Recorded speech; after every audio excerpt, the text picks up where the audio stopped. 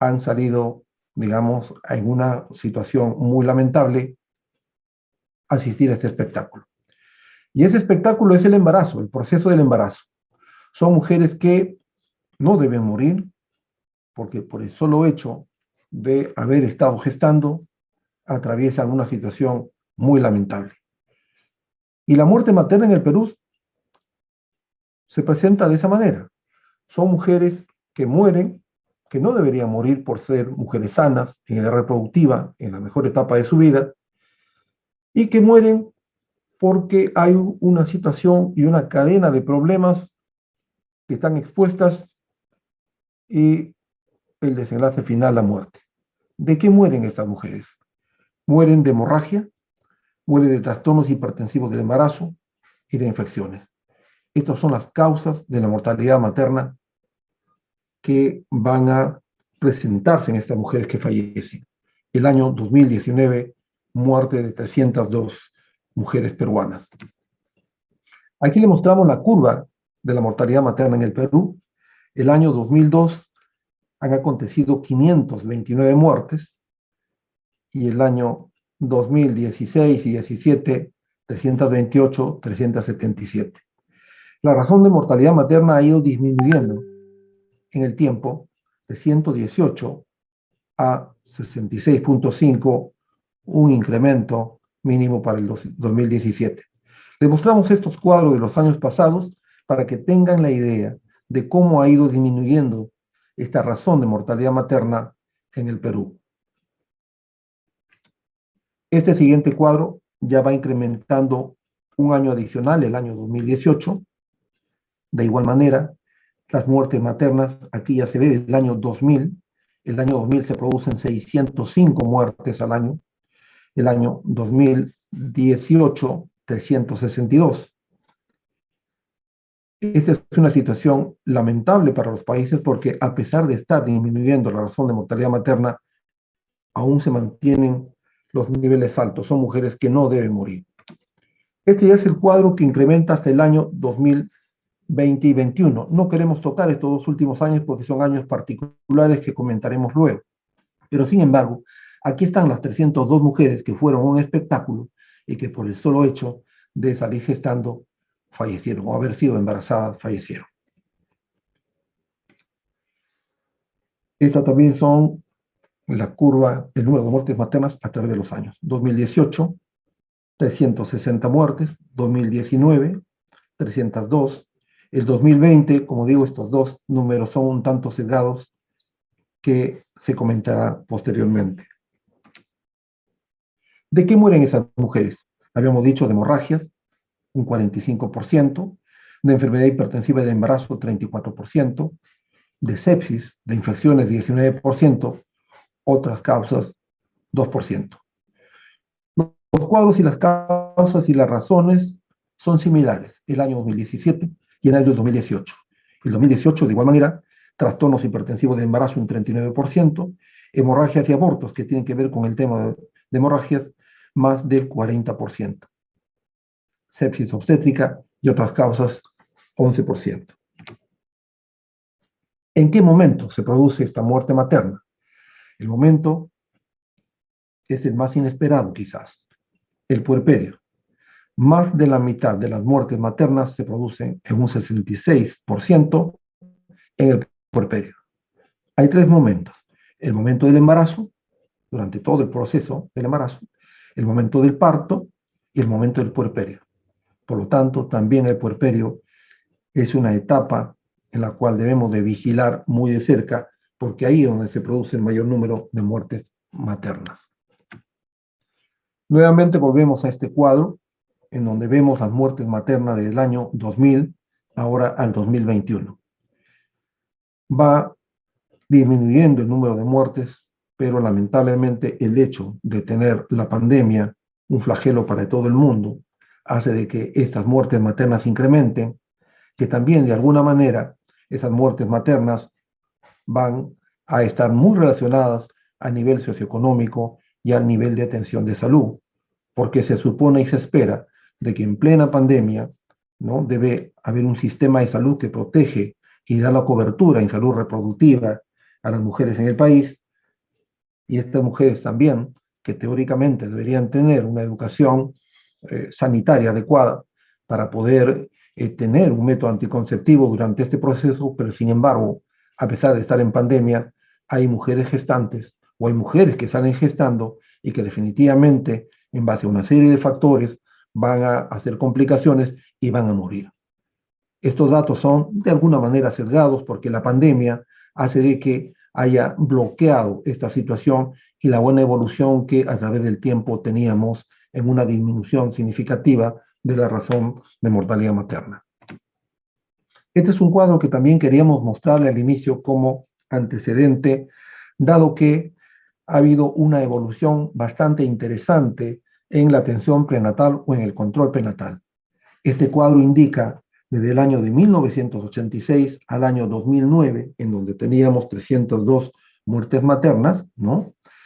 Veíamos cómo ha ido evolucionando. El año de 1986, la atención por un profesional capacitado en la zona rural era totalmente bajo. Menos o casi la cuarta parte de las gestantes eran atendidas por un profesional de la salud en área rural. En área urbana, un 79%.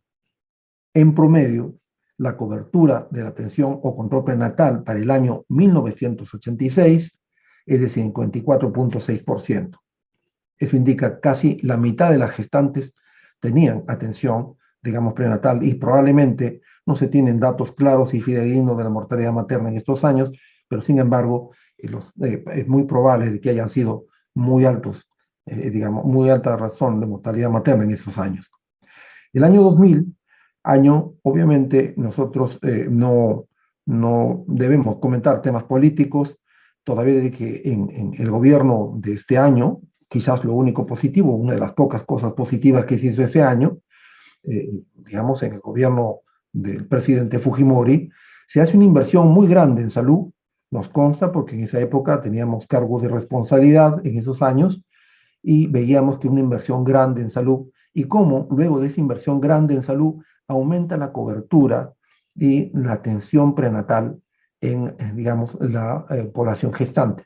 De tal manera comienza a elevarse la cobertura de la atención por un profesional calificado, llegando al año de 2019 de tener una cobertura de 98.2% en términos general a nivel de país, a nivel de zona urbana y zona rural. De tal manera que, por ejemplo, en zona rural, que antes teníamos en 1986 solamente la cobertura del 28% de la atención, llegamos al año de 2019 a un 94.7% de cobertura. De tal manera que hoy, del 100% de gestantes, 9 gestantes, o del 98%, o sea, de 10, 9 tienen protección, tienen, digamos, atención prenatal, tienen control prenatal en zona urbana y en zona rural. Aquí este cuadro, en donde también hace una comparación del 2014 al 2019, en donde, digamos, de igual manera, el 2014, el 96% de gestantes son atendidas por un profesional de la salud, incrementándose para el año 2019 a un 98%. Cada vez se va mejorando la cobertura a nivel nacional. Aquí también podemos ver una comparación en relación a la atención por profesional calificado. Cuando se habla profesional calificado, estamos hablando de médico, una obstetra o una enfermera.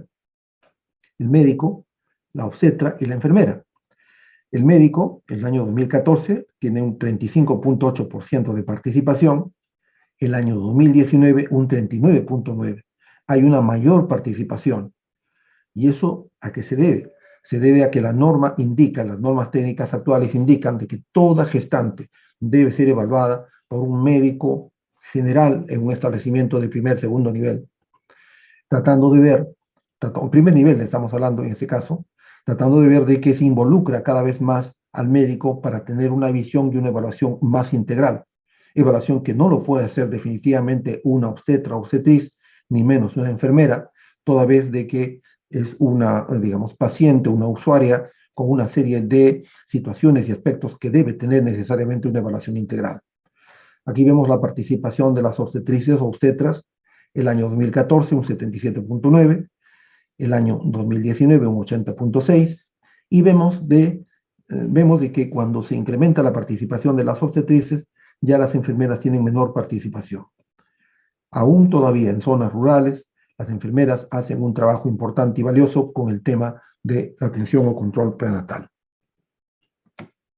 Otro aspecto importante que queremos comentar dentro de, digamos, los antecedentes de la atención prenatal es que hace más o menos 110 años se comienza a tener una preocupación seria de el tema de la atención o control prenatal. En 1911, William Putnam, en Boston, sustenta el control prenatal organizado en los Estados Unidos y funda una clínica ambulatoria en 1911. ¿Se imagínense cuántos años tiene la salud en el universo, en el mundo? Pero son 110 años en el que recién se comienza a trabajar de manera ordenada, sistematizada, el tema de la vigilancia y el seguimiento del embarazo. En 1913, John William Ballantyne, en Inglaterra, sugiere crear un hotel pro maternidad con el fin de estudiar la fisiología y calidad del embarazo, mientras que Willis William, con la asistencia de Putnam, establece un programa de cuidados prenatales en el Hospital Johns Hopkins. Aquí, en 1914, realizan un estudio donde llegan a la conclusión de que los cuidados prenatales organizados podrían haber disminuido un 40% de la mortalidad materno-perinatal o materno-fetal. Y vamos al año 2015, donde se funda o se crea la primera clínica de control prenatal por Ferguson en Edimburgo, en Escocia. Estos son los antecedentes a nivel internacional que significan de que necesariamente el embarazo debe ser vigilado, debe ser controlado. En estos 110 años que ha habido una preocupación general en el mundo, las organizaciones internacionales, dentro de ellos la Organización Mundial de la Salud, comienza a hacer una serie de observaciones y seguimientos y llega a la conclusión de que necesariamente debería tomarse nuevos rumbos para poder mejorar esos indicadores materno-perinatales muy preocupantes a nivel mundial, que dentro de ello ya se constituían como indicadores socioeconómicos. Por lo tanto, la Organización Mundial de la Salud y muchos organismos internacionales recomiendan a los países en vía de desarrollo el desarrollo de la atención integral materna perinatal. Es decir, la atención de un seguimiento del embarazo con un nuevo enfoque. No solamente un enfoque biomédico, sino comenzar a abordar el tema biopsicosocial. Es así de que como eje de las atenciones plantean 5 intervenciones en las gestantes, o en la mujer en todo caso, en la mujer en edad reproductiva. Esta sugerencia, estas propuestas han sido adoptadas por muchos países, dentro de ello el Perú, incluyendo estas 5 actividades en la atención en la población en edad reproductiva. Dentro de ello la atención preconcepcional. Esto quiere decir de que definitivamente el embarazo no debe ser una situación de casualidad. El embarazo no debe darse por una situación circunstancial, que se olvidó el método, que se rompió el preservativo, de que en realidad por situación de machismo la pareja, el esposo no quiere que se cuide con método anticonceptivo y que por ello una y otra vez sale gestando a la mujer. Tiene que haber una atención, o debería haber una atención preconcepcional que los estados y los gobiernos deberían de promover con la finalidad de que la mujer que tiene un deseo reproductivo debería tener mínimo 3 meses, digamos, de control antes de salir gestando. Una atención preconcepcional. Ya veremos qué actividades se deberían realizar en esa atención preconcepcional. La atención prenatal reenfocada. El control prenatal. Ponemos control prenatal entre comillas, que luego explicaremos por qué. Una atención prenatal reenfocada, como decíamos, no solamente con un enfoque biomédico, no solamente con un enfoque que tenga que ver la evolución de la embarazada, digamos, a ella sola, aislada, sino enfocar e involucrar a la familia, la pareja, el esposo, la sociedad, y a los diferentes actores sociales del entorno de la gestante. Atención del parto institucional, es otra de las actividades, una de las estrategias que deben incrementar e implementar los países. Ya no más parto domiciliario. Ya no más parto domiciliario porque el domicilio, la casa de la gestante, es el lugar menos apropiado para tener un parto. Hoy en día, el sector público, el Ministerio de Salud, las instituciones que manejan poblaciones, digamos, mayores como de salud, vienen promocionando el parto institucional al 100%. Aquí inclusive se trata de involucrar en las zonas rurales a las parteras y cromadronas para que acompañen a la gestante en el momento del parto dentro de la institución, con la finalidad de que haya mayor apego a la institución y al apoyo de la atención profesional. Atención del recién nacido. La atención del recién nacido tiene que ser a través de una serie de actividades importantes desde la atención del parto propiamente dicho. El corte tardío del cordón umbilical, el apego inmediato para la lactancia materna inmediata, el alumbramiento dirigido, son aspectos que van a contribuir a que el recién nacido tenga también desde el inicio una atención adecuada. Y luego la atención del puerperio. La atención del puerperio que promueve el control y la vigilancia de la etapa del puerperio que dura 42 días, 42 a 45 días. Esta etapa debe también ser vigilada porque como habíamos visto, el mayor número de muertes maternas, un 66%, se van a producir en la etapa del puerperio. Comenzamos con la atención prenatal o control prenatal. Hemos puesto el término de control prenatal entre comillas porque hoy en día ya no debe utilizarse el término de control prenatal. Y hemos visto en las diferentes actividades de la asignatura que ya optamos la denominación y el concepto de atención prenatal. ¿Por qué no control prenatal? Porque definitivamente nosotros no controlamos nada, vigilamos, porque al final de cuentas van a haber patologías, van a haber enfermedades como la anemia, como la enfermedad hipertensiva de embarazo y una serie de problemas que nosotros no vamos a poder controlar. Lo que podemos es vigilar y poder intervenir en el momento adecuado cuando requiera alguna intervención médica, alguna intervención, digamos, de alguna alternativa de manejo en el caso. Por lo tanto, nosotros no controlamos. Y se van a dar cuenta que en diferentes publicaciones ya no existe el término control prenatal, sino atención prenatal. Aquí tenemos tres definiciones importantes. Esta es la primera. En estas tres definiciones van a repetirse ese término, vigilancia de la evolución del embarazo. Es que el control prenatal es eso, la atención prenatal es eso, es el proceso de la vigilancia de la evolución del embarazo. En esta primera definición nos dice que son todas las intervenciones sanitarias, dentro de ellos consultas y entrevistas que se realizan durante el embarazo, con la finalidad de vigilar la evolución del embarazo para lograr un resultado favorable tanto para la madre y el recién nacido. No solamente para la madre, sino para el recién nacido. El éxito de una buena atención prenatal debe ser lograr una evolución, un resultado favorable, tanto para la madre y para el recién nacido. La segunda definición, de igual manera, aquí nos dice que es una serie de entrevistas y visitas programadas de la embarazada con los integrantes del equipo de salud. Es un equipo de salud. No es solamente el médico, no es solamente la obstetriz. Hay un equipo multidisciplinario, médico general, gineco, obstetra, obstetriz, odontólogo, enfermera, nutricionista, psicólogo, técnica de enfermería. Es un equipo de salud, ¿no?, que va a realizar una serie de entrevistas programadas, una serie de visitas programadas, dependiendo del ámbito y el nivel de atención de salud, con el objetivo también de vigilar la evolución del embarazo y obtener una adecuada preparación para el parto y la crianza. Aquí ya en esta definición, digamos, incluyen de que todo el equipo sanitario va a tratar de lograr una preparación para el parto y la crianza. La atención prenatal, la etapa de la atención prenatal es el mejor momento para brindar la educación sanitaria.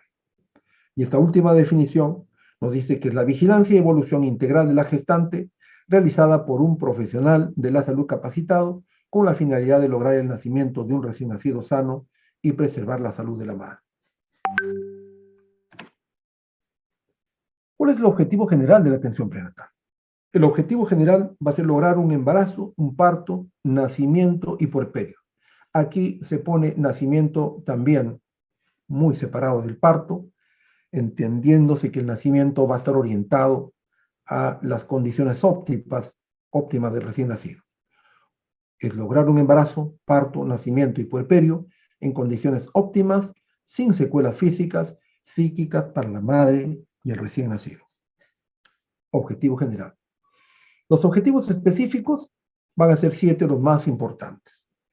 Primero, identificar los factores de riesgo. Definitivamente, quizás la actividad más importante, el hecho más importante de la atención prenatal va a ser el de identificar factores de riesgo. Hay factores de riesgo reproductivo y factores de riesgo obstétrico, como veremos a continuación. En la primera atención prenatal, como veremos, va a ser el momento clave para poder identificar factores de riesgo y de acuerdo a eso establecer una serie de actividades e intervenciones de acuerdo a cada patología, a cada situación. Diagnosticar o establecer la edad gestacional. Esto es sumamente importante para este seguimiento y vigilancia de la atención prenatal, la atención de la gestante. Hasta donde sea posible, debemos de tener la edad gestacional exacta.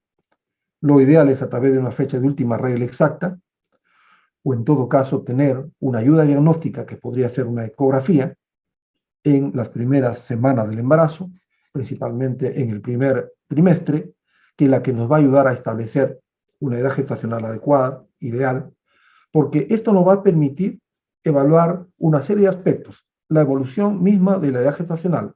Vamos a estar frente a situaciones como cuadros de retardo del crecimiento intrauterino, vamos a estar frente a situaciones de macrosomía fetal, o sea, de bebés de mayor peso, vamos a estar frente a situaciones de embarazos prolongados.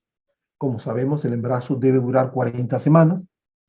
De esas 40 semanas, máximo tenemos, ¿no?, una semana adicional, 7 días adicionales, 41 semanas. Y cuando la gestante tiene 41 semanas, tenemos que hospitalizarla para interrumpir ese embarazo, porque por diferentes mecanismos, dentro de ello una insuficiencia placentaria, puede en algún momento devenir en un óbito fetal. Por lo tanto, si nosotros no tenemos una edad gestacional próxima a la exacta, no vamos a poder evaluar bien un retardo del crecimiento intrauterino, no vamos a poder evaluar bien una probable macrosomía fetal, o no vamos a poder evaluar bien e intervenir en un embarazo en vías de prolongación o en un embarazo prolongado. Por lo tanto, el segundo objetivo importante de esta atención prenatal es diagnosticar y establecer la edad gestacional. Tercer objetivo, diagnosticar o evaluar el estado de la salud de la madre. Como hemos dicho aquí en el Perú y casi en los países en vía de desarrollo, muchos de los embarazos se producen sin una programación y planificación adecuada. La mujer sale gestando sin saber un estado previo de su salud y es un compromiso de todo el equipo de salud establecer y diagnosticar el estado de la salud de la madre. La madre tiene alguna patología adicional, tiene un sobrepeso, tiene un problema de anemia, tiene una enfermedad concomitante que puede haber sido o puede estar, digamos, de manera silente, puede tener, digamos, una infección urinaria y la paciente ha salido gestando. Por lo tanto, a través de toda esa evaluación integral que debemos hacer desde la primera atención prenatal, identificar, diagnosticar el estado de la salud de la madre. De igual manera, tenemos que diagnosticar o evaluar el estado de la salud del feto. El feto ya es un ser más. Hay que evaluar ese estado a través de diferentes aspectos, desde la medición de la altura uterina, desde la ayuda diagnóstica con algunos exámenes auxiliares como la ecografía. Vamos a tener ecografía genética, ecografía morfológica, que nos va, digamos, a poner en autos de el estado de la salud del feto y poder ayudar a intervenir en esa vigilancia en todo el proceso de la atención. De igual manera, el quinto objetivo, vamos a planificar las atenciones prenatales. Ahí está, entre comillas, la antigua definición, control prenatal, que ya no debe utilizarse ese término. Vamos a planificar las atenciones prenatales, porque la atención prenatal va a ser diferente en una paciente, en una mujer con bajos factores de riesgo, que otra que tenga mayores factores de riesgo. Cuando hay, digamos, menores factores de riesgo, hay ya criterios establecidos, mientras que con aquellas gestantes que tienen mayores factores de riesgo, vamos a tener quizás un esquema personalizado de las atenciones prenatales. En la educación de la madre es otro objetivo importante. Esto es parte de lo que siempre hemos hablado, las oportunidades perdidas o ganadas. Las oportunidades perdidas, la gestante a veces no ha ido por diferentes motivos a una charla, a un, digamos, momento de educación sobre temas de salud. Aprovechamos de que la madre está yendo al establecimiento de salud para poder educar sobre diferentes aspectos, no solamente en el tema propiamente de su embarazo, sino aspectos nutricionales, aspectos de la salud sexual y reproductiva que van a ser de mucho valor para su salud en adelante. Y el séptimo objetivo, la indicación del ácido fólico lo antes posible para la prevención de defectos del tubo neural. Esto es, digamos, uno de los objetivos también importantes y primordiales para que, digamos, podamos tomar en cuenta dentro del manejo de las gestantes. Aquellas actividades complementarias para el cumplimiento de los objetivos. No digo complementarias, sino actividades que tenemos que tener en cuenta para el cumplimiento de los objetivos de la atención prenatal. Evaluar integralmente a la gestante y al feto. La evaluación integral es importante. El nuevo enfoque es de que el médico participe en el proceso de evaluación de la gestante. Es bueno de que los médicos, ustedes como futuros médicos, le pierdan el miedo a la gestante. Les comentamos un incidente. Hoy en día existen todavía médicos de diferentes promociones, ¿no? Que, entre comillas, digo, le tienen miedo a la gestante. Hay incidentes en donde hemos sido testigos, ¿no? Digamos, de observar la situación. La norma indica hoy en día de que la gestante debe ser evaluada por un médico general, no solamente por la gestante. Bueno, la obstetriz, no solamente por la obstetriz, quiero decir. Cuando la obstetriz lleva al médico general para que en el centro de salud pase por la evaluación del, digamos, ¿no? del médico, porque así dice la norma, muchos médicos le dicen, bueno, ¿para qué me traes la gestante? Como quien dice, ¿yo qué voy a hacer? ¿No? Y es que todavía se tiene situaciones de que el médico general tiene miedo a la gestante. Y la idea es de que nos familiaricemos con todos los procesos, que tomemos en cuenta de nuestra labor importante como médicos, en este caso ustedes como médicos generales, para que también participen activamente en el proceso de la evaluación. La evaluación integral de la gestante no lo va a hacer la obstetriz. La obstetriz tiene solamente el conocimiento y concepto muy focalizado para la evolución y la evaluación de un control prenatal o una atención prenatal de una gestante normal. Cuando ya hay problemas de otros sistemas, ¿no? de otros aparatos en la gestante y la misma visión e interpretación del contexto integral, lo va a hacer el médico. Y qué bien que la norma indique de que generalmente toda gestante al 100% debe tener una evaluación por un médico general en un primer nivel de atención de salud. Por lo tanto, esta oportunidad de las diversas clases que reciben y este tema de atención prenatal deben de tomar en cuenta para que participen activamente. Esa es la evaluación integral de la gestante, no solamente ver el embarazo y ver el feto, sino ver los diferentes sistemas, las diferentes patologías. Identificar la presencia de signos de alarma o enfermedades asociadas que requieren un tratamiento especializado para la referencia oportuna. Definitivamente, identificados los signos, síntomas y enfermedades asociadas, tiene que ser referida al nivel de salud correspondiente, a través de todo el sistema de salud. Prevenir, diagnosticar y tratar complicaciones del embarazo. Definitivamente este es el objetivo principal. Tenemos que prevenir, diagnosticar y tratar las complicaciones que vengan en estas 40 semanas, 40, 41 semanas. Preparar física y mentalmente a la gestante para el parto, así como el entorno familiar, plan de parto, psicoprofilaxis. Habíamos dicho que el nuevo enfoque de la atención prenatal integral es justamente con eso, involucrar no solamente al médico, a la obstetriz, a la técnica. Involucrar al entorno familiar, desde la pareja. Y si la madre es madre soltera, madre abandonada, está la familia, está la comunidad.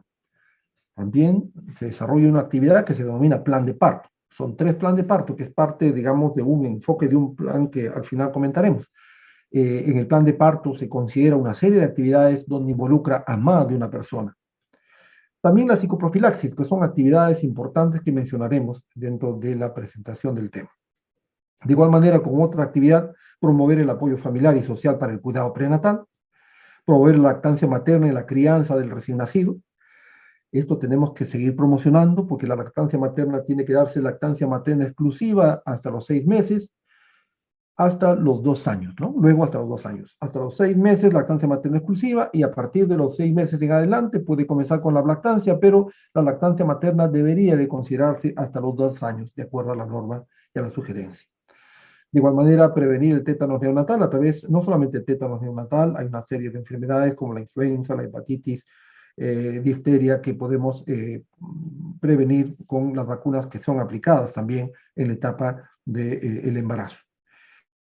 Detectar el cáncer de cervicuterino, también hemos visto y hasta ahora se presentan mujeres que nunca se han hecho el Papa Nicolau y que a veces llegan al establecimiento de salud y debemos de también aprovechar esa oportunidad de la llegada de esta paciente, de esta gestante, para poder hacer una toma del Papa Nicolau y pueda detectarse algún tipo de patología, en este caso el cáncer de cervicuterino, que es lo más, digamos, preocupante para nosotros desde el punto de vista de salud pública.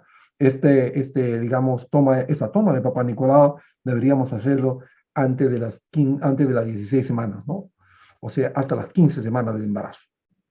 Promover la salud reproductiva y la planificación familiar, promover la adecuada nutrición y prevenir y tratar la anemia, que es otro de los problemas complicados, ¿no? Problema de salud pública, porque la anemia en la gestante no solamente va a perjudicarla a ella, sino esta anemia en la gestante va a perjudicar al feto, va a perjudicar al recién nacido.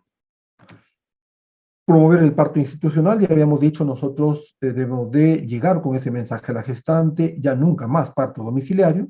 Si ella quiere, la paciente quiere que le acompañe su comadrona, su partera, ustedes en el segundo van a tener ese tipo de situaciones, la comadrona, la partera, la suegra, digamos la mamá, que la acompañe al establecimiento de salud, que ingrese al parto, que le ayude a dar ahí los mates, que le ayude a dar todas las cosas adicionales que podrían estar dentro de su cultura y su cosmovisión de la gestante y de la familia, pero obviamente con el acompañamiento de un equipo de salud, en este caso calificado. Brindar la protección social. Los estados y los gobiernos deben de brindar la protección social. Qué bien que en el país hay un sistema de seguro que protege a toda gestante, digamos, en todo, protege y acompaña en todo el proceso del embarazo, el parto y el puerperio. Y velar por la salud mental. La salud mental es indispensable para una gestante. Como veremos, muchas de ellas están sometidas a acciones de violencia y hay actividades de vigilancia, digamos, basada en género, violencia basada en género, que nos va a permitir también indirectamente disminuir el tema de la movilidad materno-fetal. ¿Cuáles deben ser las características del control o la atención prenatal? La atención prenatal debe ser precoz, periódico, completo, oportuno y de calidad. Precoz porque definitivamente la atención debe iniciarse de manera inmediata.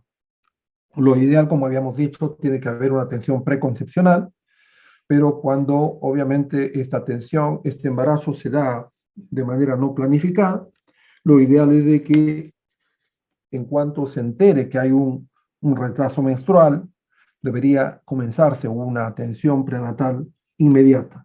Lo ideal es antes de las 14 semanas, antes de las 13 semanas, en edades gestacionales, lo ideal, entre comillas, son 6 a 8 semanas, porque eso nos va a permitir establecer primero los grupos de riesgo para que podamos hacer una serie de detección de problemas que pueden haber, porque tenemos nosotros pacientes con problemas de diabetes, problemas de anemia, problemas de tuberculosis, muchas de ellas activas, y podemos iniciar, al haber una atención precoz o una atención prenatal precoz, podemos comenzar a intervenir de manera inmediata. De igual manera, tiene que ser periódico, toda vez de que habíamos dicho es una secuencia de intervenciones, ¿no? Una secuencia de intervenciones que nos permitan ir identificando riesgos que se pueden presentar en todo el proceso del embarazo. La periodicidad va a depender de una frecuencia determinada en gestantes con menores factores de riesgo y aquellas que tienen mayores factores de riesgo, ¿no?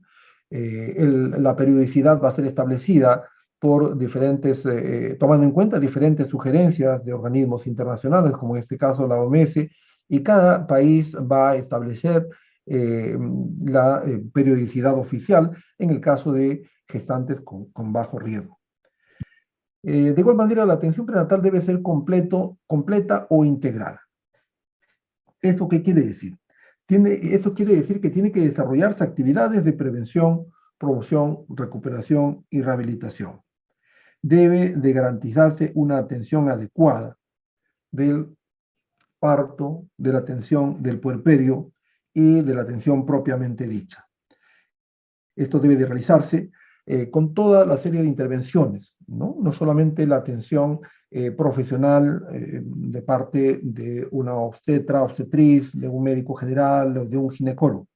Debe tener acceso a una serie de elementos de ayuda diagnóstica. Deben tener, digamos, la serie de atención de laboratorio, la atención de ecografías, exámenes especializados que le permitan garantizar la culminación de un embarazo de manera adecuada. De igual manera, otra característica importante de la atención prenatal es, digamos, la oportunidad, debe ser oportuno. La gestante debe tener la atención cuando realmente lo requiera. Tener los servicios de salud también a disposición en el sentido de que en las fechas adecuadas que está programada su atención prenatal o en aquellos casos donde requiera, digamos, una atención de emergencia. Toda gestante debe tener, digamos, la atención de emergencia teóricamente las 24 horas del día, con la finalidad de que tenga la accesibilidad a la atención de salud. Cuando hablamos de la oportunidad, también hablamos de la accesibilidad, tanto física, obviamente en cuanto al aspecto geográfico, económica, que en este caso tiene que haber la cobertura, en el caso de nuestro país, la accesibilidad económica está de alguna manera solucionada parcialmente, puesto de que hay sistemas de seguro que dan ese tipo de cobertura. La accesibilidad tecnológica, la oportunidad tecnológica que de igual manera también, o sea, los servicios de ecografía, de laboratorio, deben ser coberturados por el sistema y la paciente teóricamente no debería gastar un dinero adicional de su presupuesto económico. Esta oportunidad debe ser atendida a través de una red de servicios de salud donde pueda accederse y ser referida oportunamente y de manera adecuada a través de los diferentes sistemas de salud, llegando a digamos, un nivel de salud con mayor capacidad resolutiva en la eventualidad que lo necesite. Y la característica de la atención prenatal de calidad significa que tiene que ser brindada esta atención por un equipo profesional calificado. Equipo de profesional calificado con competencias que de acuerdo al nivel de capacidad resolutiva debe este equipo brindar una atención adecuada a la gestante. Esto es importante tomar en cuenta estas características para poder desarrollar el sistema de atención prenatal de manera adecuada. Bajo riesgo obstétrico versus alto riesgo obstétrico. Hoy en día tampoco se diferencia de estas dos denominaciones, bajo riesgo obstétrico y alto riesgo obstétrico. Cuando décadas atrás se utilizaban los términos de bajo riesgo obstétrico y alto riesgo obstétrico, muchas veces nos abocábamos a controlar más, a ver más, a vigilar más a las gestantes de alto riesgo obstétrico. Y al final de cuentas, cuando se veían los casos de muerte materna, veíamos de que no fallecían las pacientes de alto riesgo obstétrico, sino las que fallecían más o tenían mayores complicaciones eran pacientes de bajo riesgo obstétrico. Por lo tanto, ahora la idea no es segmentar en pacientes de bajo riesgo y alto riesgo obstétrico. Ahora consideramos y la definimos o agrupamos en todo caso en pacientes con mayores factores de riesgo y pacientes con menores factores de riesgo. ¿Eso qué indica? Eso que indica que todas son, entre comillas, iguales en cuanto al manejo de la atención prenatal.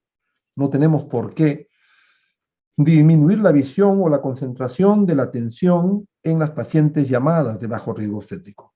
Porque al final de cuentas vamos a ver que hay una paciente que toda la atención prenatal durante sus 40 semanas no ha tenido mayor problema, inclusive no ha tenido una patología que pueda complicar y pueda, digamos, un poco hacernos pensar de que puede fallecer o complicarse al final del embarazo.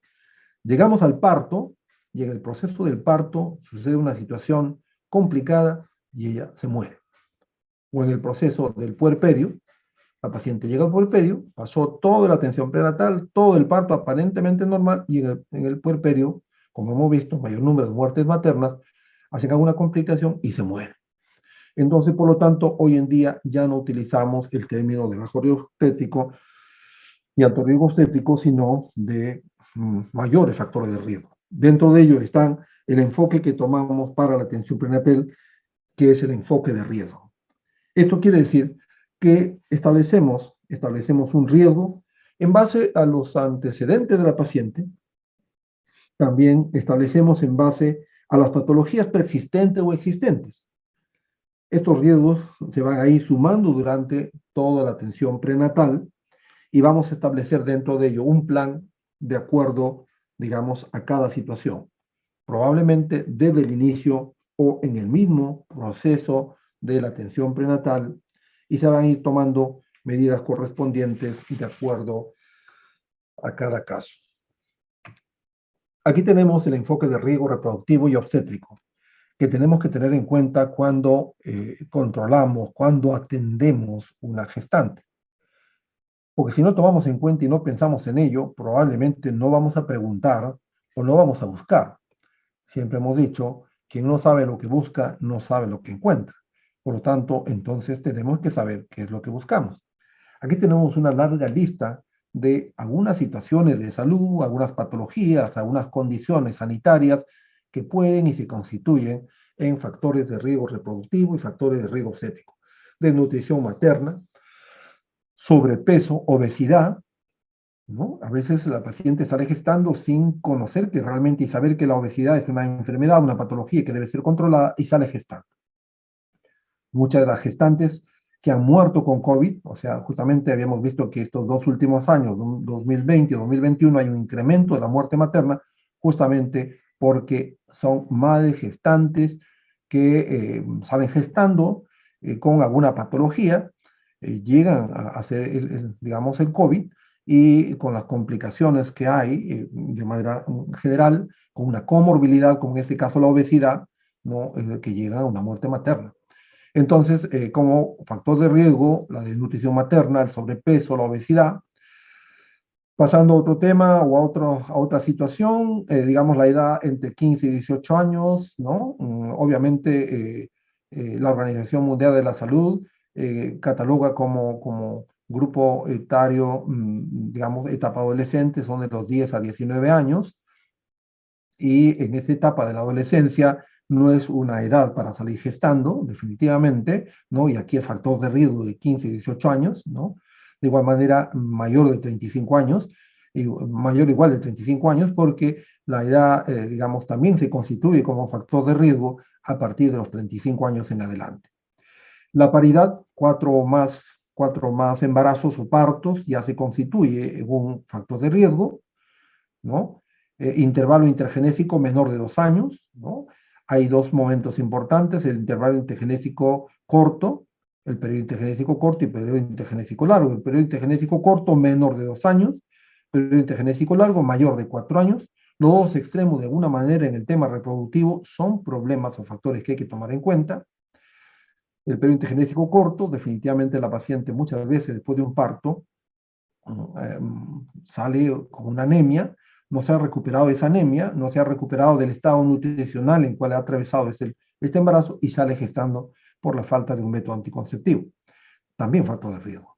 Antecedente de parto prematuro y o producto de bajo peso, esto es importante. En obstetricia, los antecedentes son vitales y tenemos que preguntar necesariamente porque se van a repetir muchas veces las patologías en los siguientes embarazos, el parto prematuro, ¿no? Es una de las patologías que puede, digamos, presentarse o sirve como antecedente y estar en sobreaviso. Anemia nutricional, hemoglobina de 8 a 10.9, ¿no? Ya es problema de salud pública, y si es menos de 8, con mayor razón. Cesárea anterior, es importante tomar en cuenta la causa y el motivo de la cesárea anterior para que obviamente pueda también promocionarse el parto vaginal después de una cesárea, pero ya es un riesgo reproductivo, no es un factor de riesgo reproductivo, ni un factor de riesgo obstétrico. Miomectomía previa o cirugías previas al útero por diferentes factores. Pueden haber, digamos, intervenciones quirúrgicas previas. Asma bronquial, cualquier patología dentro de ella respiratoria. La talla baja, talla menor de 1,5 metros, 1,50 metros. El embarazo mayor de 41 semanas, habíamos dicho el embarazo dura 40 semanas, pero máximo podemos esperar hasta 41 semanas. Cuando ha habido el antecedente de embarazos prolongados en partos anteriores, también son factores de riesgo importante. Embarazo múltiple, los embarazos gemelares, ¿no? El embarazo de mellizos, de trillizos, importante. Los antecedentes familiares y también personales de la paciente es importante. Enfermedades como retraso mental, trastorno mental, de igual manera. Aquí hay toda una connotación porque tiene que haber una intervención general. Hay gestantes, muchas de ellas, gestantes con retraso mental, han tenido problemas, digamos, de violación y seducción en el entorno de la familia o en todo caso en el entorno social vecino. Madre RH negativa no sensibilizada, de igual manera. Peso menor o igual a 45 kilogramos en cualquier momento del embarazo. Obviamente mujeres de muy bajo peso, muy adelgazadas por diferentes motivos, también es un factor de riesgo. Sin control prenatal o inicio de controles al tercer trimestre, o sea, sin ninguna atención prenatal, tenemos todavía, digamos, situaciones de esta naturaleza, aunque, digamos, en menor porcentaje, pero tenemos estas situaciones, ¿no? O cuando la paciente también va a una atención prenatal de manera muy tarde, mayor de 28 semanas, más de la mitad del embarazo. Antecedente de amenaza de aborto o amenaza de aborto, infección urinaria, infección vaginal. Esto es importante, la infección urinaria. Hay infecciones urinarias que son silentes, ¿no? Que vamos a identificar a través de una bacteriuria asintomática.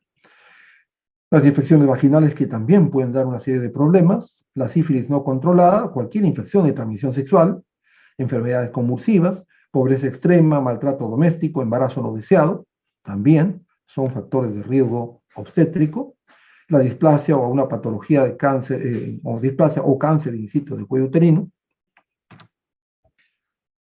Otro listado adicional, embarazo en mujeres menores de 15 años, anemia menor de 7 gramos, trastornos hipertensivos del embarazo, aborto habitual, ¿no? Aquella que ha tenido más de aborto o abortos espontáneos a repetición, antecedente de función fetal tardía, también ese es importante, ¿no? El antecedente de la muerte fetal tardía, este dato es vital para poder estudiar previamente, antecedente de enfermedad genética o malformaciones congénitas previas, polidramios o oligodramios en embarazos anteriores, restricción de crecimiento intrauterino, ¿no?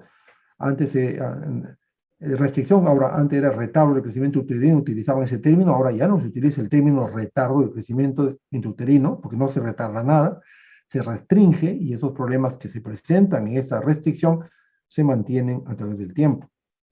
Sangrado en el segundo o tercer trimestre del embarazo, en el embarazo actual o en embarazos previos, ruptura prematura de membranas, las enfermedades, digamos, infectocontagiosas como malaria, dengue, chagas, chikungunya, zika, el COVID-19, etcétera, durante el embarazo, Habíamos dicho que el incremento, una vez más comentamos de que el incremento de la muerte materna en estos años 2020, 2021, es justamente por el COVID-19.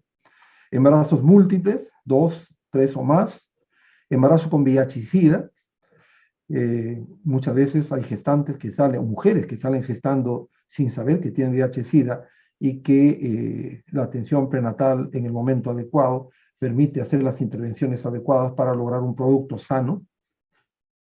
Infección vaginal por estreptococo de grupo B, las infecciones que manifestábamos en el cuadro anterior, específicamente, ¿no?, aquellas que tienen estreptococo de grupo B, cardiopatías, nefropatías, diabetes mellitus y otras patologías endocrinas, hemoglobinopatías, cáncer de cuello uterino, cáncer invasor, que salen gestando, cáncer de mama y otro, tabaquismo, alcoholismo, drogadicción, farmacodependencia durante el embarazo, tuberculosis pulmonar activa, herpes genital, ¿no?, activo en el tercer trimestre, sobre todo en el momento del parto, enfermedades autoinmunes, condilomatosis genital obstructiva, o sea, anteriormente se operaba a todas las pacientes que tenían condiloma, pero ahora ya no, solamente aquellas que tienen condilomas que obstruyen canal de parto, y malformaciones congénitas genitales maternas. Esta es una larga lista de, digamos, de diferentes situaciones de salud, diferentes condiciones de la mujer y la gestante para establecer los riesgos reproductivos o riesgos obstétricos. Habíamos manifestado que tiene que haber necesariamente un control preconcepcional. Acá tenemos una médico general de la San Martín haciendo sus serums, y ella, dentro de su atención integral, cita a esta madre, que ya tiene 2 hijas, justamente para darle una atención preconcepcional. La atención preconcepcional debe darse a la población general femenina, con mayor énfasis en aquellas que ya tienen familia para poder establecer, digamos, y darle el mensaje de si tienen o no el deseo reproductivo. En la atención preconcepcional vamos a realizar la identificación y la intervención oportuna para modificar riesgos médicos, psicológicos, sociales antes de lograr un embarazo, con el objetivo de cuidar la salud de la mujer y obtener un embarazo con un resultado perinatal satisfactorio cuando ella lo estime conveniente. O sea, nosotros intervenimos para identificar riesgos médicos, psicológicos, sociales. Vamos a comunicarle de esos riesgos a la paciente, tratar de intervenir en estos riesgos para que cuando ella determine salir gestando, obviamente logre un resultado perinatal satisfactorio.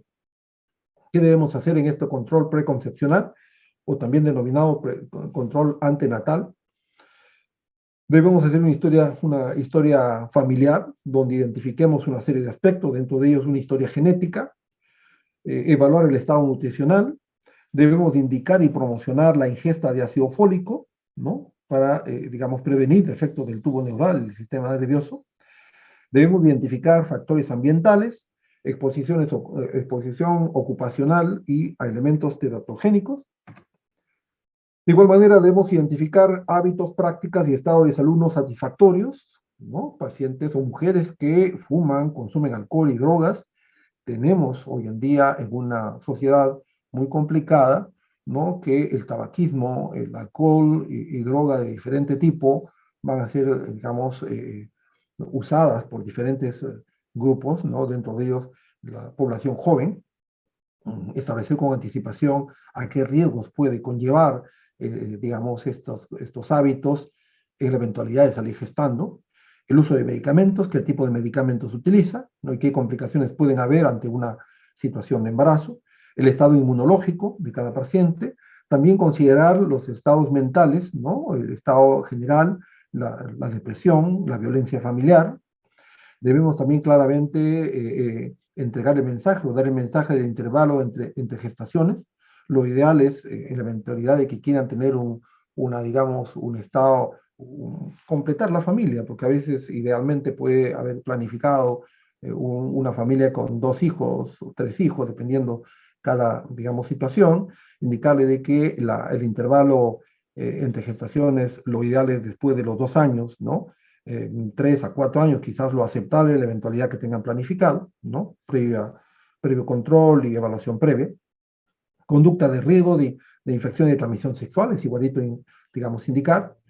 Patologías crónicas como la diabetes, hipotiroidismo, epilepsia, en la eventualidad que tengamos pacientes digamos, con problemas de diabetes, con problemas de hipotiroidismo, con epilepsia, explicarles si es que desean gestar, qué intervenciones, qué evaluaciones deberemos hacer para que puedan estar aptas a que, digamos, de manera controlada puedan tener, digamos, un embarazo, porque es totalmente comprensible, mujeres diabéticas, hipertensas, con un cuadro de salud, cualquiera sea, es su derecho de ellas tener, digamos, descendencia, tener un hijo. Entonces, ahí la idea, la intervención del equipo de salud es tratar de apoyar a que se cumpla con ese objetivo.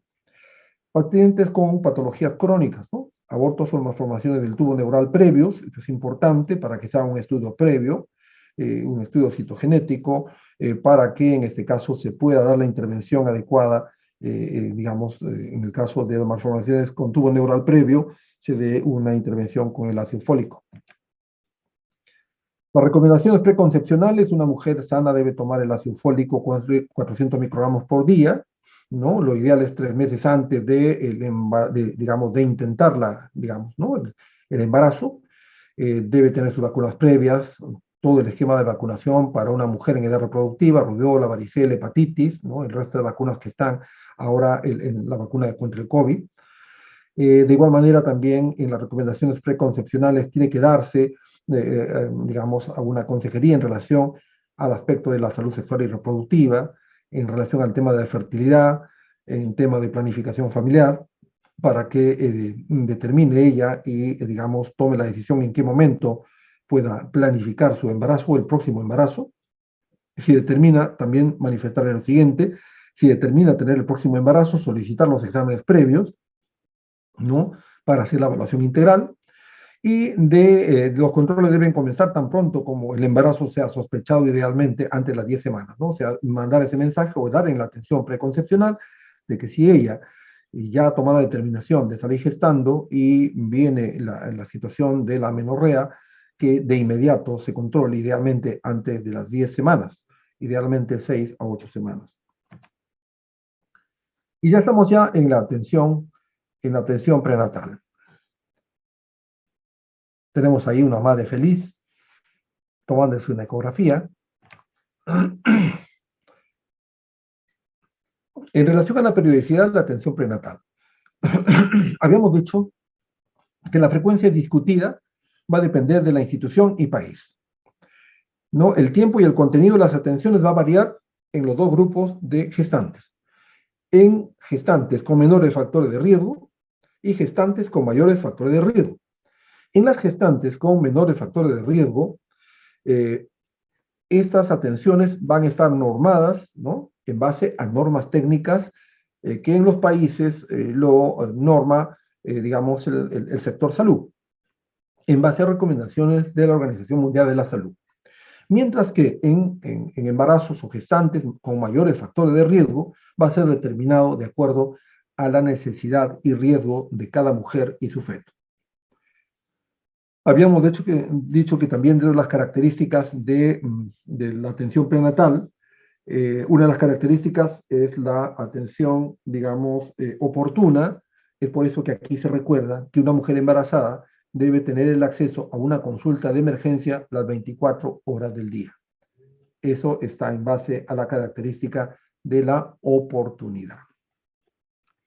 En relación a la periodicidad de la atención prenatal, comentamos lo siguiente: que el año 2003 la Organización Mundial de la Salud recomendaba un modelo de atención o control prenatal, para entonces se llamaba control prenatal, un modelo de control prenatal en embarazos de bajo riesgo de 4 controles. O sea, el año 2003 decíamos que una gestante era controlada cuando tenía 4 controles. Posteriormente esto ha ido cambiando. Posteriormente la Organización Mundial de la Salud recomendaba 6 controles y ahora recomienda 8 controles. Pero los países, como decimos, de acuerdo a su sector salud, establecen, digamos, criterios definidos. En el caso de Chile, por ejemplo, para el año 2021, ellos establecen lo siguiente: que su primer control debería ser antes de las 20 semanas y los controles posteriores a las 25 semanas de embarazo, 30, 34, 37 y 40 semanas, ¿no? Eso, digamos, de acuerdo a cada país. Y en el caso de nosotros, en el Perú, todas las gestantes deben tener 6 controles hasta las 40 semanas. Luego vamos a poner y presentarles el esquema digamos, de controles que plantea el Ministerio de Salud en base a su norma técnica.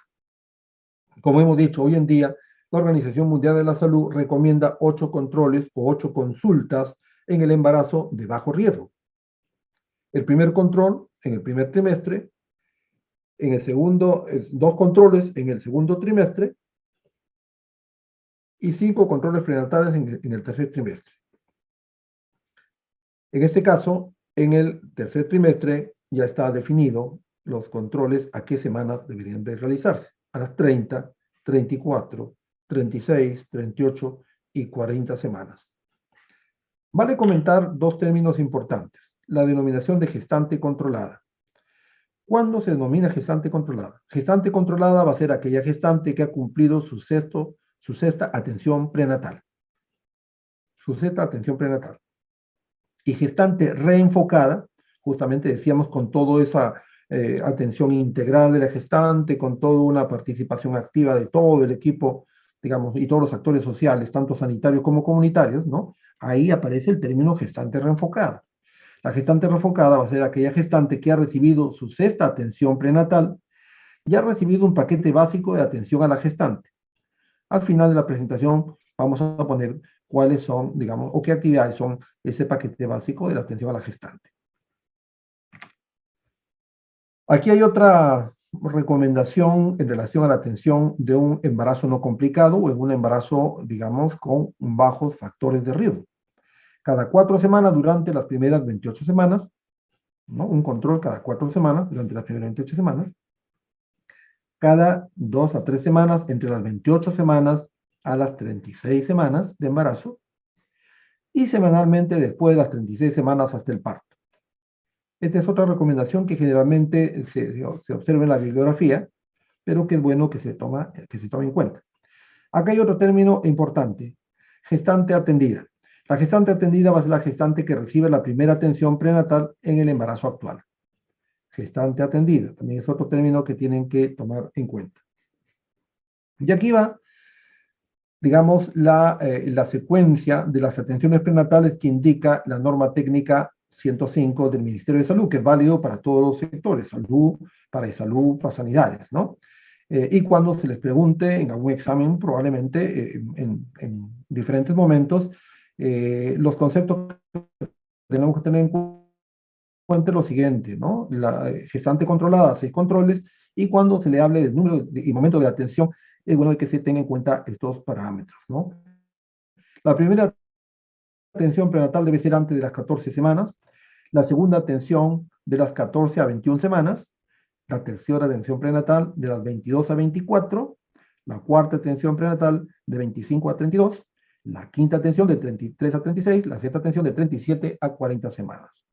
La atención prenatal, esto es un poco primera, segunda, hasta la sexta atención que decíamos que el Ministerio de Salud, como norma técnica, establece como lo ideal. Luego, en términos general, hay una segunda opción, ¿no? La atención prenatal mensual de las 4 semanas a las 32, ¿no? La atención prenatal quincenal, o sea, cada 15 días, de 33 a 36, y la atención prenatal semanal a partir de las 37 semanas en adelante. Atención prenatal en el primer control. Aquí está la historia clínica CLAP, tiene que familiarizarse, es una lista de chequeo bastante importante porque son varios parámetros que uno tiene que tomar en cuenta y al existir una historia clínica ya con su lista de chequeo va a ser mucho más fácil desarrollar la actividad, ¿no? Es importante que tome conocimiento. Muchas veces van a escuchar la palabra historia clínica CLAP. ¿Por qué CLAP es Centro Latinoamericano Perinatal? Muchas décadas atrás, la Organización Mundial de la Salud y la OPS encargaron a Uruguay formar un equipo técnico para que trabaje una historia estandarizada. Esto ha sido, digamos, desarrollado por una serie de países, ¿no? En Uruguay se ha establecido, ¿no?, la historia clínica CLAP con todo un sistema informático, inclusive sistema informático perinatal. Ustedes en algún momento, si escuchan cuando hacen el SERUMS, el CLAP o el CIP, se refiere a esto, ¿no? La historia clínica CLAP es esto. Va a haber una historia clínica CLAP, una tarjeta CLAP y todo un sistema, ¿no?, que hoy en día también se viene trabajando. No se ha tratado de enlazar a un sistema denominado Guaguaret. Acuérdense también, cuando hagan el SEDUMS ¿no? Cuando hagan su trabajo a veces de internado comunitario, algunos están saliendo a los centros de salud a hacer el servicio de internado, parte del internado, y ahí van a escuchar la palabra Guaguared. Y Guaguared es justamente la informatización de esa historia clínica, ¿no? Hay un sistema ECALI también, que es la historia clínica electrónica materna perinatal. Esta es la lista de chequeo, ¿no? Que hay una serie de detalles, antecedentes personales, familiares, ¿no? Peso, talla, ya se va a ver ustedes lo van a ver con detenimiento en el internado, ¿no? Y en la práctica también hay varios talleres en la práctica. En la atención perinatal, en el primer control, debe realizarse la historia clínica completa, tomarse en cuenta el índice de masa corporal ahí, solicitar examen de laboratorio, la primera batería, durante el embarazo deben haber 2 baterías, debe impartir la educación, ¿no? Acerca del embarazo saludable, ya habíamos dicho, determinar la edad gestacional a través del gestograma o de algunas aplicaciones. Hay ABPs importantes, el OWEL es el más utilizado y el más adecuado. Aquí está, digamos, el formato de que cada hospital tiene, digamos, su formato de historia clínica. En la atención prenatal, en la historia clínica, debemos de evaluar el estado de salud actual y detectar la existencia de posibles factores de riesgo, antecedentes de riesgo de embarazos previos, como partos prematuros, restricción de crecimiento y enfermedades hipertensivas previas, habíamos dicho, determinar edad gestacional, digamos, tanto por fecha de última regla o fecha de última menstruación, y la ecografía precoz. Hablamos de ecografía precoz menor, una ecografía de menor de 13 semanas, o sea, una ecografía de 6 semanas a 12 nos ayuda idealmente para ver la edad gestacional con pocos días de margen de error. Enfermedades crónicas preexistentes, hábitos de riesgo, si tabaquismo, alcohol, drogas, entre otros, antecedentes familiares de diabetes, hipertensión, restricción de crecimiento en la línea materna. Si ha habido también bebés con RCU en digamos, en la madre. Aquí está de igual manera la fórmula gestacional, el Gestapara, la regla de Nagel, que es para poder determinar la fecha probable de parto. El examen físico que debemos de tomar en cuenta: peso, talla, presión arterial, el examen ginecobstétrico, revisar las mamas y pezones. Ustedes como médicos generales, cuando hagan la evaluación integral, cuando la obstetricia les pase, le diga: doctor, aquí está la gestante para que le evalúe, ustedes hagan toda la evaluación integral. Ya habíamos dicho también en los diferentes momentos de la práctica que siempre se evalúa a una gestante, a una paciente ginecobstétrica en presencia de una técnica, una enfermera, un familiar. Nunca, nunca se examina sola a una mujer en general. Una evaluación ginecológica nunca debe hacerse en presencia, digamos, sola la paciente, ¿no?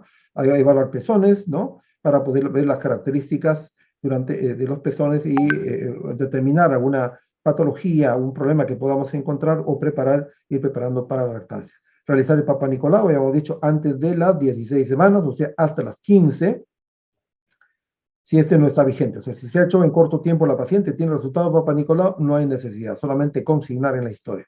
Evaluar vaginitis, vaginosis. El problema de las infecciones vaginales también pueden determinar una serie de aspectos como, digamos, ¿no? Amenaza de parto pretérmino, digamos, una serie de problemas adicionales. Frecuencia cardíaca fetal, identificar cuando sea detectable. Altura uterina. Aquí estamos de igual manera con los modelos. Cada hospital tiene, digamos, un modelo de formato para registrar. Aquí está, digamos, la evaluación de la mama que ya se han visto en los diferentes momentos, digamos, de la práctica. De igual manera, la identificación del útero de acuerdo a la edad gestacional, o en las primeras semanas, digamos, antes de las 9, 10 semanas, definitivamente el útero va, digamos, estar, generalmente antes de las 9 semanas va a estar intrapélvico, y probablemente vamos a tener que hacer esta evaluación, si está en anteverso, si está en retroverso. Igual la evaluación característica que hemos visto en las prácticas anteriores. Aquí de igual manera consignar los diferentes, digamos, datos que podamos tener. Aquí este gráfico nos ayuda a ver la edad gestacional, por ejemplo, a nivel de la cicatriz umbilical, va a ser 22 semanas, ¿no? Cuando está de manera en sífilis pubis a las 9 semanas, y así sucesivamente, ¿no? La estática fetal también, que se ha visto en la práctica. Es importante dentro de la atención prenatal llenar estos cuadros importantes. Aquí está en relación a los percentiles, ¿no? Acá se van informando curvas, ¿no? Si están dentro del percentil adecuado o no. Se va determinando las diferentes semanas de embarazo, ¿no? Este es el incremento de peso, cómo va incrementando de peso, ¿no? Semana de menorrea y altura uterina, de igual manera. Nos va a ayudar a identificar si hay probables macrosomías o si también tenemos restricción de crecimiento intrauterino. La determinación del peso fetal, hay una fórmula que en base a la altura uterina, ¿no? Y la edad gestacional, va a, digamos, ayudarnos a ver el peso fetal. Los tipos de pelvis, cuando se hace la evaluación, generalmente el tacto vaginal debe hacerse en dos momentos importantes, en la primera atención prenatal y generalmente a partir de las 37 a 38 semanas en adelante, para evaluar el canal de parto y ver la viabilidad del parto vaginal o evaluar, digamos, la altura de presentación del feto. La atención prenatal y laboratorio. ¿Qué vamos a pedir? Generalmente, durante el embarazo se pide en las pacientes de bajo factor de riesgo 2 paquetes de laboratorio, ¿no? Generalmente al inicio en el primer control y segundo en, digamos, el tercer trimestre, ¿no? Que pedimos grupo sanguíneo y factor, hemograma completo, perfil de coagulación, glucosa basal, creatinina para ver la función renal, examen completo de orina y orocultivo, el BDRL o RPR, el VIH, antígeno australiano, de Coombs y el screening de hipotiroidismo. En la segunda mitad del embarazo tenemos que solicitar, ¿no? Después de las 28 semanas, el hemograma, el BDRL, glucosa, prueba de tolerancia a la glucosa y repetir el test de Coombs indirecto en pacientes RH negativas, ¿no? En relación a la ecografía, hay que pedir una ecografía, digamos, a las 11 a 14 semanas, que es la ecografía genética, ¿no? Aquí nos va a ayudar a precisar la edad gestacional, generalmente si es antes de las 12 semanas, a través de la medición de la longitud coronomarga o corono-rabadilla, determinar el riesgo de neplodías, ¿no? Evaluar, digamos, evaluación de Doppler de las arterias uterinas, ¿no? Eso va a ser importante para que nos pueda identificar algunos factores de riesgo de enfermedad hipertensiva del embarazo.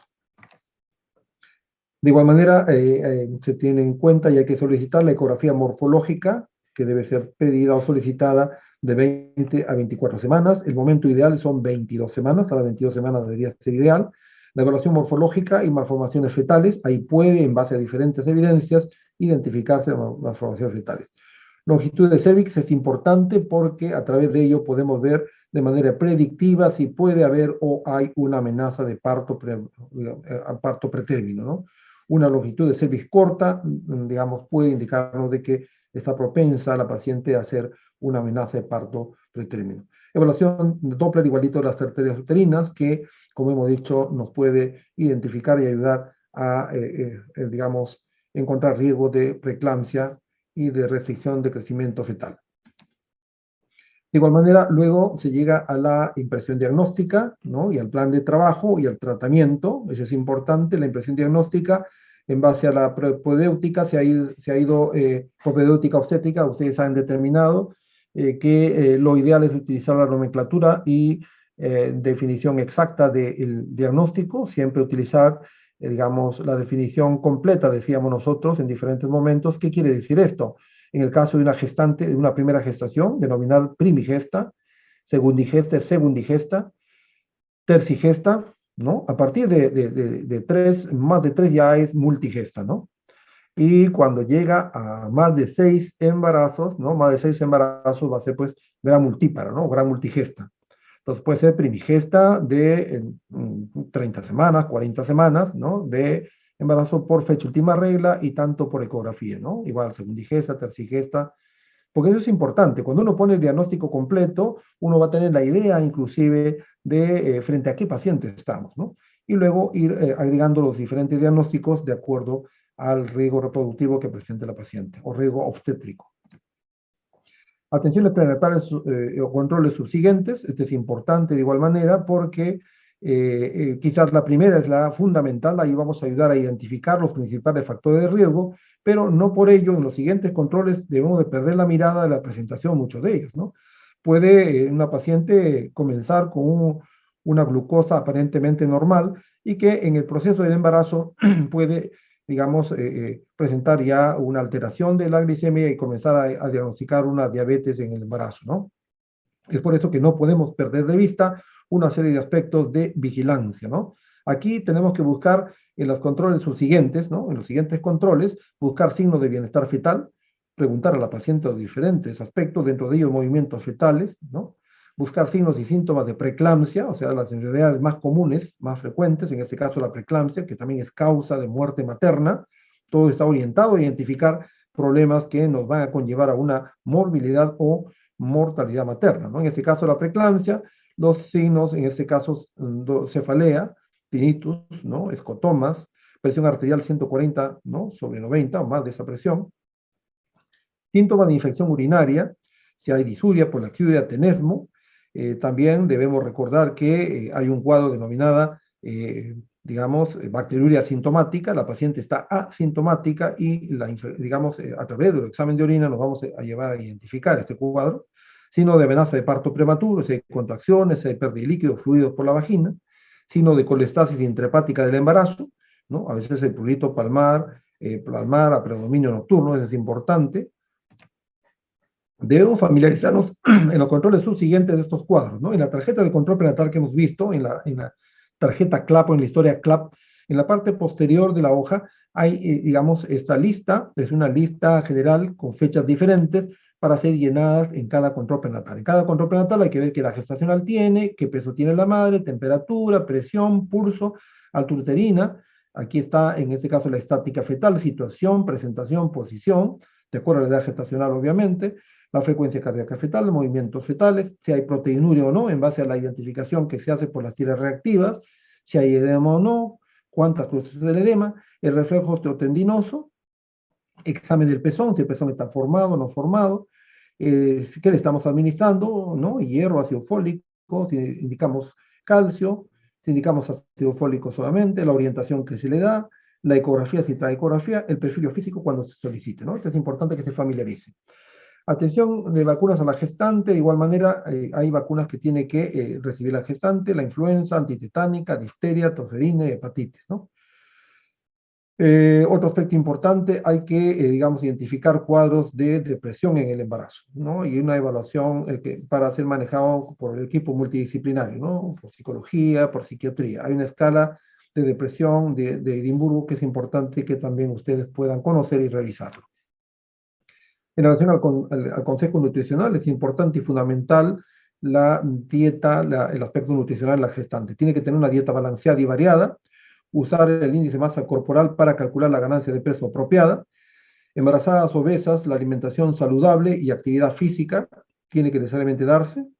Embarazadas de peso normal, la ingesta calórica debe ser de 25 a 35 kilocalorías por kilogramo de peso y agregar 100 a 200 kilocalorías durante el embarazo. Acá hay un cuadro importante de ganancia de peso, ¿no? Aquí está en base al índice de masa corporal previo al embarazo. La paciente que tiene, digamos, un índice de masa corporal, digamos, previo al embarazo de menos de 18, debe de subir y tener una ganancia de peso de 12 a 18 kilos nada más. O en todo caso, digo máximo, ¿no? Máximo. Las que tienen bajo peso, con este índice de masa corporal, deben subir digamos, esta ganancia de peso en este rango. La de peso normal, con un índice de masa corporal 18.5 a 24.9, pueden tener una ganancia de peso de 11 a 15 kilos. Aquellas que están en sobrepeso, con un índice de masa corporal de 25 a 29, deben ganar solamente 6 a 11 kilos. Y una paciente con obesidad, con un índice de masa corporal mayor de 30, deben de tener una ganancia de peso de 5 a 9. Eso es importante, o sea, no siempre un embarazo necesariamente debe llevar a una ganancia de peso de 10 a 15 kilos, ¿no? A veces nosotros decimos eso, ¿no? De 10 a 15 kilos es el máximo que debe ganar, pero no es igual una ganancia de peso una paciente con sobrepeso y con obesidad, que ellas no deben pasar, en este caso con obesidad, ¿no? De 5 a 9 kilos. Por lo tanto, es importante determinar al inicio del embarazo el índice de masa corporal.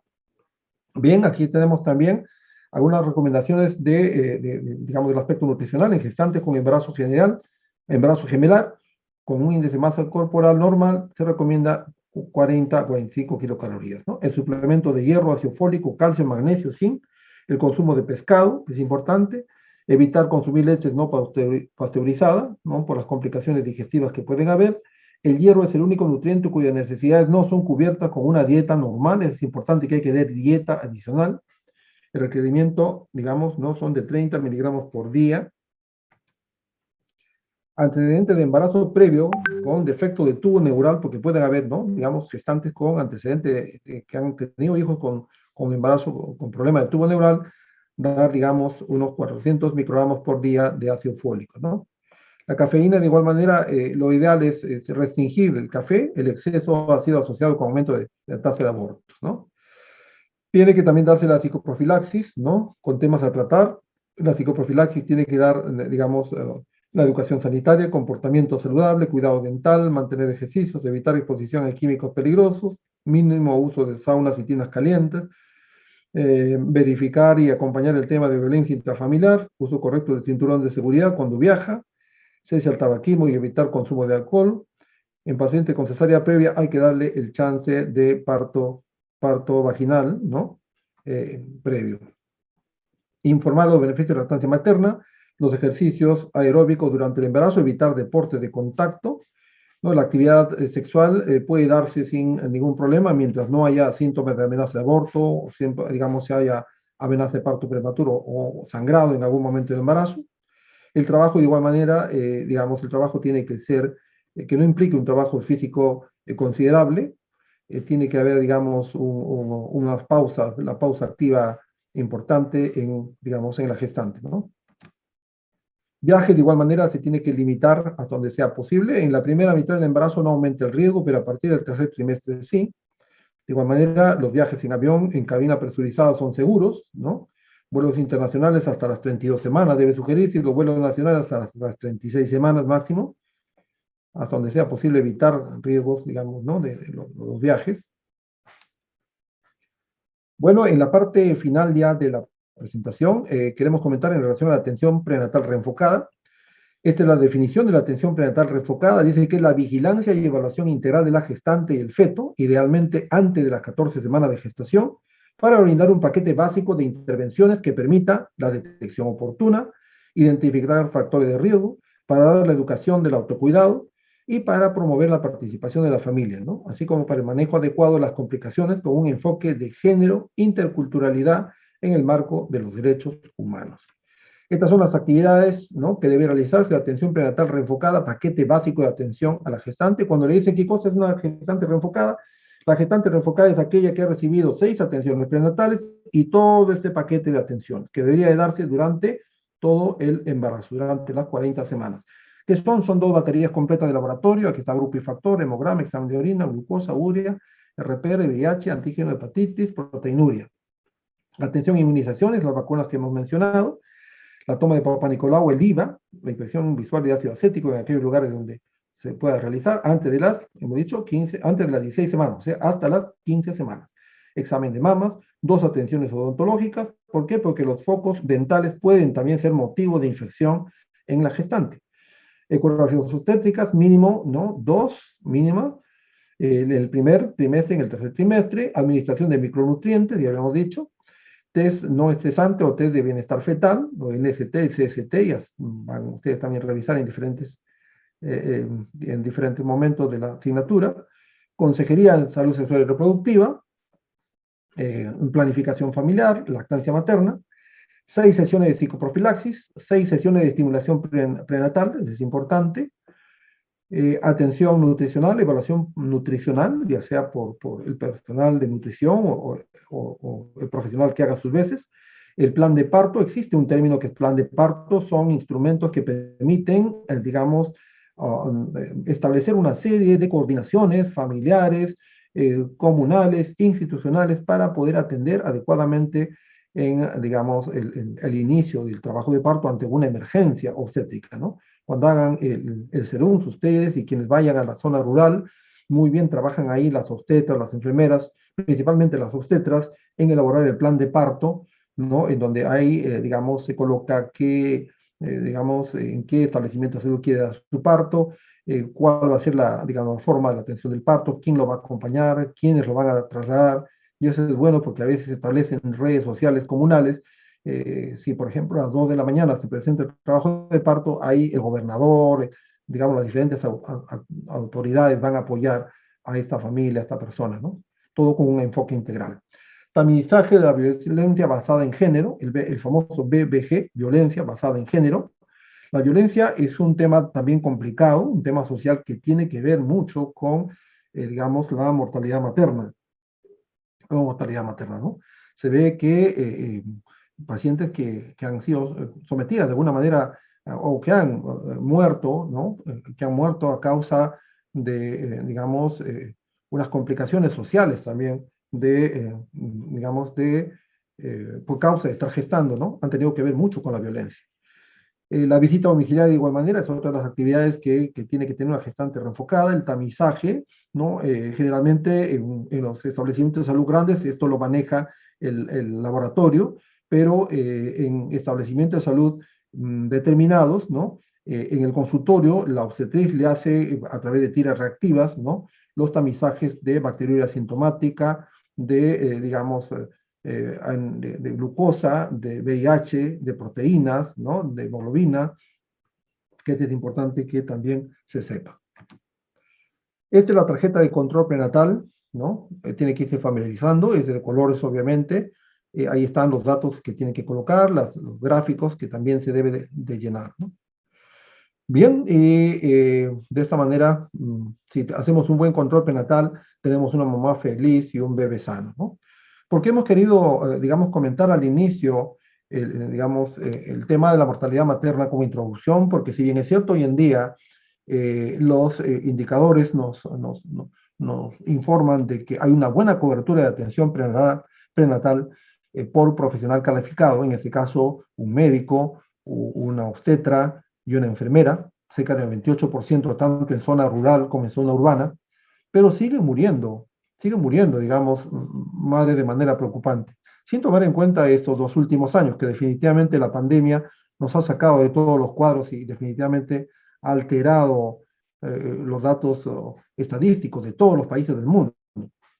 Pero sin embargo, por eso presentábamos los datos estadísticos del 2019, ¿no? Morían en el Perú 302 mujeres, y estas mujeres están muriendo a pesar, son mujeres que no deberían haber muerto, porque han muerto por situaciones de salud prevenibles, ¿no? Estamos atendiéndolas, o sea, les atendemos de 10 mujeres gestantes, estamos atendiendo a 9, pero sin embargo, de ellas están muriendo. Entonces, ¿qué está pasando? Estamos realizando a lo mejor una atención prenatal de una calidad todavía discutida. Probablemente la respuesta del Estado no está siendo tan adecuada para darnos las herramientas a nosotros, los profesionales de la salud, para atender oportunamente. Bueno, estas son las recomendaciones y reflexiones que debemos hacer todos nosotros y les invitamos a ustedes a realmente tener una actitud comprometida en relación a la atención prenatal adecuada y de calidad durante, digamos, el ejercicio muy pronto de su internado y de sus serums. Bien, esta es la clase del día de hoy. Si hay preguntas, por favor.